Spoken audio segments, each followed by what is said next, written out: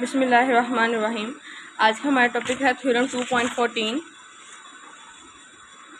अब इस थ्योरम में उसने कहा the interval open interval of A infinity is a measurable set for each A in are, यानी कि आर के अंदर जो हमारे पास एक ओपन इंटरवल है ए और इन्फिनिटी, ये जो इंटरवल ओपन, इसको हम एक मेजरेबल सेट कहते हैं। इसको प्रूव करने के लिए हम मेजरेबल सेट की डेफिनेशन लगाएंगे। तो by the definition of measurable set we have to prove that you know कि यहाँ पे होता है ई और यहाँ पे होता है ई कॉम्प्लीमेंट। जब हम किसी ओपन इंटरवल का कॉम्प्लीमेंट होते हैं तो ये इन्फिनिटी माइनस इन्फिनिटी में कन्वर्ट हो जाएगी। ये जो ए यहाँ पे ओपन है ये क्लोज ए में कन्वर्ट हो जाएगा। तो वी कैन राइट कि open interval of A infinity का जो कॉम्प्लीमेंट है वो equals to the semi open interval where minus infinity is the open interval and A is close in the interval.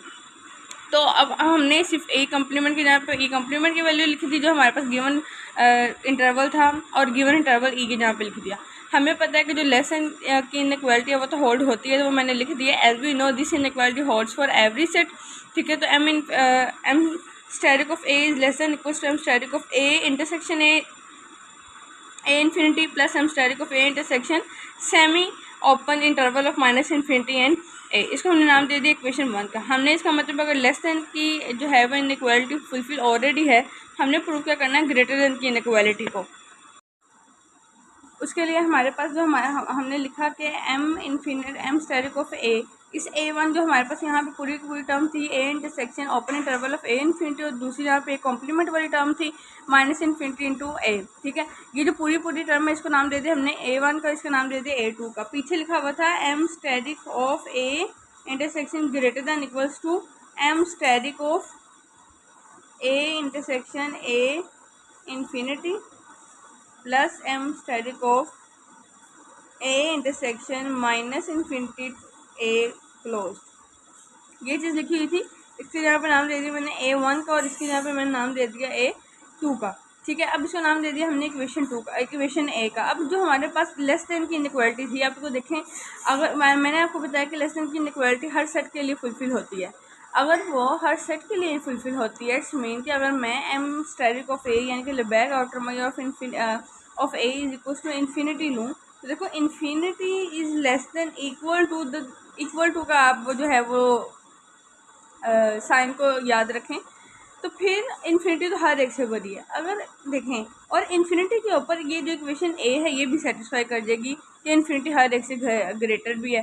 ठीक है, बट इफ़ के आपके पास bag outer measure of ए वो less than infinity हो जाए। ठीक है, या तो वो इन्फिनिटी होगा या तो वो लेस देन इन्फिनिटी होगा। एक इज इक्वल्स टू इन्फिनिटी के लिए तो दोनों बैग मेजरेबल सेट की जो डेफिनेशन है वो ऑलरेडी फुलफिल हो रही है।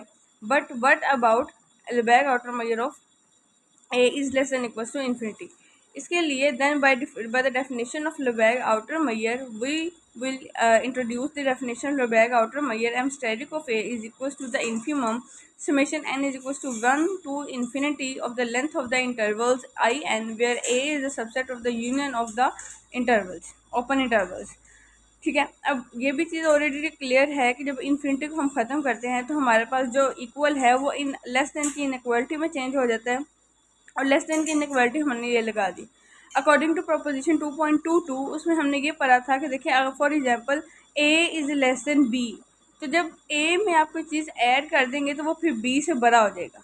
सिमिलरली लाइक दैट कि अगर ये at a time this time पे कि Lebesgue आउटर में ये जो है वो लेस देन है लेंथ ऑफ इंटरवल्स के समेशन से, तो अगर मैं Lebesgue आउटर मेजर में कोई चीज़ ऐड कर दूंगी तो ये फिर इस लेंथ ऑफ इंटरवल्स के समेशन से बड़ी वैल्यू बन जाएगी। तो मैंने ऐसे किया, यहाँ पे मैंने एप्सिलॉन जो है वो ऐड कर दी, और यहाँ पे मैंने कंसिडर किया जो एप्सिलॉन है वो ग्रेटर देन 0 है। और यहाँ पे आई एन क्या है, यहाँ पे आई एन है ओपन इंटरवल्स का एक सेट है where A is a subset of union of I N. ये जो मैंने जो दोनों चीज़ें लिखी हैं ये according to the definition of Lebesgue measurable set या Lebesgue ओपन सेट लिखा है। ठीक है, उसके बाद अब देखें, अब मैंने ये वाली मेरे पास एक इक्वेशन निकली summation L length of I N is less than Lebesgue outer measure of A plus epsilon, इसको मैंने नाम दे दिया इक्वेशन 2 का।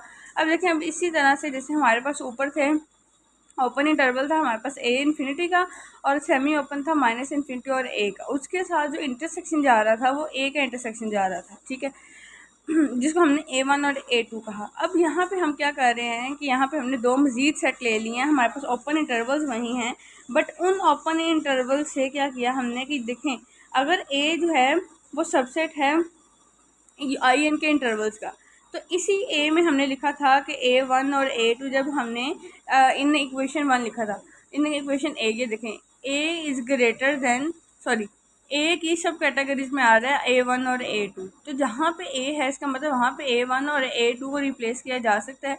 सिमिलरली लाइक दैट कि A में और ओपन इंटरवल्स में इंटरसेक्शन से कुछ ना कुछ कॉमन आ रहा है, इट्स मीन A जो है ये भी किसी न किसी टाइप का ओपन इंटरवल ही है, ठीक है। तो उसके लिए मैंने लिख दिया कि यहाँ पे JN है जो जो हमें मिल रहा है IN और इस ओपन इंटरवल के इंटरसेक्शन से, और KN मिल रहा है IN और इस सेमी ओपन इंटरवल से, ठीक है। ये मैंने दो एक्स्ट्रा सेट्स लिए और ये दोनों के दोनों एक्स्ट्रा सेट्स आपस में डिसजॉइंट हैं कि इनमें कोई चीज़ कॉमन नहीं है।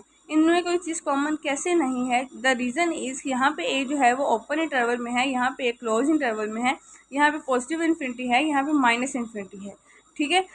तो जब हम इन दोनों में कोई चीज़ कॉमन लेंगे और इन दोनों में कोई चीज़ कॉमन लेंगे तो जो आपके पास आंसर आएगा वो दोनों के दोनों एक डिसजॉइंट सेट्स होंगे। इट्स मीन कि अगर ये दोनों डिसजॉइंट सेट्स हैं तो मैं इन दोनों सेट्स का जब यूनियन लूँगी तो यूनियन लेने के बाद JN KN की यहाँ पे मैंने उनकी वैल्यूज़ पुट कर दी, ठीक है। वैल्यूज़ पुट करने के बाद इसमें IN और इसमें IN इंटरसेक्शन के साथ कॉमन है तो मैंने IN इंटरसेक्शन बाहर निकाल लिया। अंदर मैंने ब्रैकेट में ये दोनों जो मेरे पास एक ओपन इंटरवल और सेमी ओपन इंटरवल था ये मैंने लिख दिया, ठीक है। अब देखें फॉर एग्जांपल आपके पास इस तरह से एक रियल लाइन है, ये आपके पास इन्फिनिटी है, ये आपके पास माइनस इन्फिनिटी है, दरमियान में आपके पास A है, ठीक है।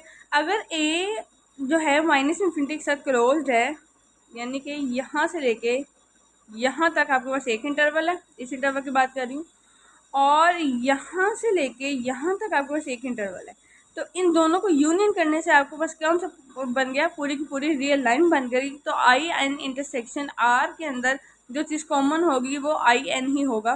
देखें लेट्स सपोज कि आपके पास सेट ऑफ नेचुरल नंबर्स है जो 1 2 3 4 अप टू सो ऑन है, और सेट ऑफ इवन नंबर मैं उसमें से सबसेट ले लेती हूँ।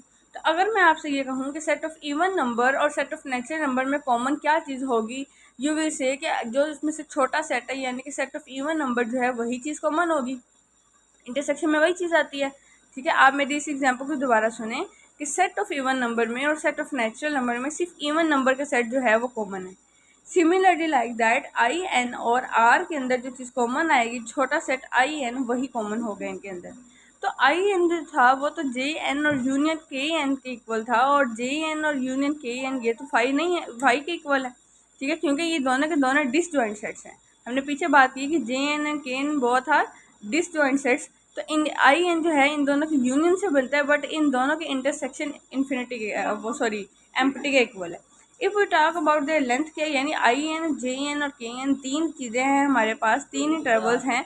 तो अगर मैं इस टर्म के ऊपर बात करूँ लेंथ ऑफ इंटरवल्स की, तो length of IN will be equal to length of JN plus length of KN, यानी इन दोनों के लेंथ ऑफ इंटरवल्स को मिला के आपके पास जो कंबाइंड इंटरवल बनेगा उसकी लेंथ IN के इक्वल होगी।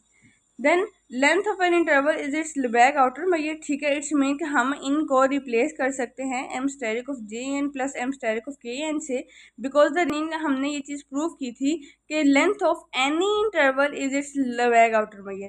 तो अगर यहाँ पे मैंने लेंथ की बात तो यहाँ पे मैं बैक मैयर का जो इंडिकेटर है वो भी यूज़ कर सकती हूँ। A1 मैंने लिखा था, मैंने अपनी IN को सेट करते हुए उनकी एक इक्वेशन बनी है। Then I will pursue to A1 क्या है। A1 में हमने पीछे भी लिखा कि A1 is equal to A intersection open interval of A infinity, ठीक है। और A कहाँ से बिलोंग कर रहा था ये हमने लेबैग में डेफिनेशन से देखा कि A is a subset of the union of the open intervals, ठीक है। अगर ये union of the open interval, इस ओपन इंटरवल में कोई ना कोई कैटेगरी एंड की भी, ये भी ओपन इंटरवल का यूनियन है और ये भी ओपन इंटरवल है, इट्स मीन इन दोनों के इंटरसेक्शन में A1 बिलोंग करता है। ये जो यूनियन है कि जब मैं बाहर निकालूंगी n नंबर ऑफ टर्म्स की बात हो रही है तो UN आ जाएगा। A1 इसका मतलब है ये इन दोनों को मिलाऊंगी, ये तो JN बन गया, हमने पीछे JN को भी डिफाइन किया है, सो मैंने इसकी जहाँ पे रिप्लेस कर दिया A1 is the subset of union of JN। अब ये जो सबसेट है तो आपको पता है कि ये जो आपके पास लेस देन का है, ये आपको पता है मोनोटोनिक कंडीशन होल्ड होने की वजह से ये लेस देन की इनइक्वालिटी में चेंज हो जाता है। So we can write M asterisk of A1 is less than M asterisk of UN JN। आप चाहे मोनोटोनिक की थर्ड कंडीशन को यूज़ कर लें या फिर आप यूज़ कर लें कि एम स्टेरिक को जो हैव काउंट सब एडिटिव भी चुके हैं, इन दोनों में से किसी का भी आप रेफरेंस यूज़ करते हैं यूज़ कर सकते हैं। So by the using the reference of monotonic, Lebesgue outer measure being the monotonic one and Lebesgue outer measure being the countably sub-additive, we can write Lebesgue outer measure of A1 is less than equals to Lebesgue outer measure of union of JN। इस union of JN को हम summation में भी convert कर सकते हैं। So we can again write M asterisk of A1 is less than equals to summation of M asterisk of JN। अगर ये A1 जो जैसे हमने लिखा था कि A1 और A2 को हमने डिफाइन किया था, इसको लिखा था कि ये A section open interval of A into infinity है। इसी तरह से जो A2 है वो A intersection of minus infinity to A close interval है। ठीक है, तो अगर ये A1 को हम इस कैटेगरी की फॉर्म में लिख सकते हैं, तो similarly like that we can also write A2 in terms of n sorry K। A1 was the open interval correspondence to JN and A2 is the open interval correspondence to the KN। तो इस use करते हुए मैंने A2 के लिहाज से भी category को लिख दिया। अब मैं दोनों को जब अच्छा मैं ऐसा क्यों रही हूँ, द रीज के हमने ये चीज़ प्रूव करनी है कि m asterisk of A is greater than equals to M asterisk of A1 plus M asterisk of A। पहले हमारे पास एम स्टेरिक ऑफ A1 और एम स्टेरिक ऑफ A2 की वैल्यूज़ आएंगी तो ही हम ग्रेटर देन की इनइक्वालिटी को प्रूव कर सकते हैं। तो एम स्टेरिक ऑफ A1 और एम स्टेरिक ऑफ A2 की वैल्यूज़ आ गई हैं, मैंने इनको प्लस किया, प्लस करने के बाद मेरे पास आ गया, मैंने दोनों की वैल्यूज़ लिखी, समेशन एंड सेपरेट निकाल लिया। एम स्टेरिक ऑफ JN और एम स्टेरिक ऑफ KN की जहाँ पे मैं length of JN and length of KN भी लिख सकती हूँ।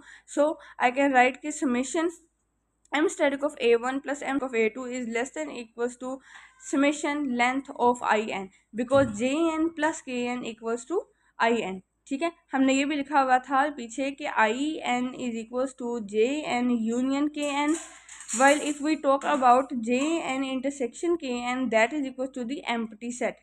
so we can write JN plus KN is equals to IN। ठीक है, अब अगेन लो आई एन किसके इक्वल है वो भी हमने ये चीज़ लिखी थी कि length of summation length of I N is less than equals to m of A plus epsilon.